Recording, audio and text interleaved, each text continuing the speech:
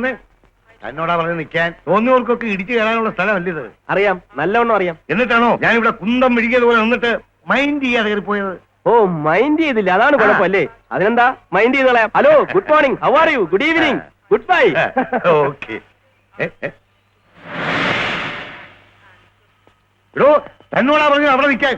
നിൽക്കണമെന്നുണ്ടായിരുന്നു, പക്ഷെ അത്യാവശ്യമായിട്ട് customs collector ഒന്ന് കാണേണ്ട ആവശ്യം. ഞാൻ ആരാ? തനിക്ക് എന്താ വേണ്ടത്? അതൊക്കെ നിങ്ങളോട് പറഞ്ഞാൽ മതിയെങ്കിൽ പിന്നെ കസ്റ്റംസ് കളക്ടർ കാണേണ്ട ആവശ്യമില്ലല്ലോ. എവിടെയാണ് ഓഫീസ് എന്ന് പറഞ്ഞാൽ മതി. അദ്ദേഹം ഇന്ന് ലീവാ, അദ്ദേഹത്തെ കാണാൻ പറ്റത്തില്ല.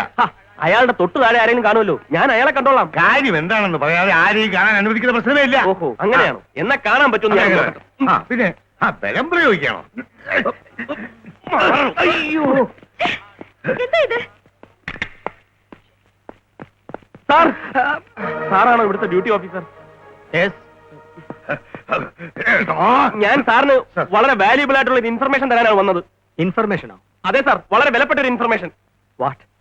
പക്ഷേ അതിനു മുമ്പ് ഇയാളെ ഒന്ന് പുറത്താക്കണം. എന്താടോ സാർ, ഇയാള് പുറത്ത്. ഇയാളാരും ഞാൻ നോക്കിക്കോളാം. പോയി duty. Please go. Mister Rajappan. റോ രാജപ്പനോ? അല്ല സാർ, ഈ കൂട്ടുകാരൊക്കെ കളിയാക്കി റോജപ്പൻ റോജപ്പൻ എന്ന് വിളിച്ചു അങ്ങനെ ആയിപ്പോയതാ. സോറി, ഇനി ഇങ്ങനെ ഉണ്ടാവില്ല.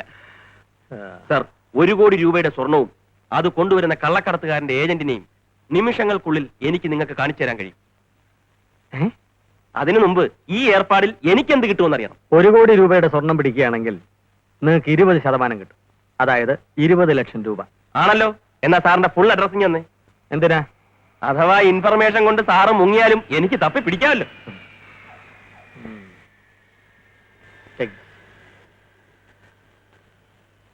താൻ തരുന്ന ഇൻഫർമേഷൻ സത്യമാണോന്ന് എന്താ ഉറപ്പ്?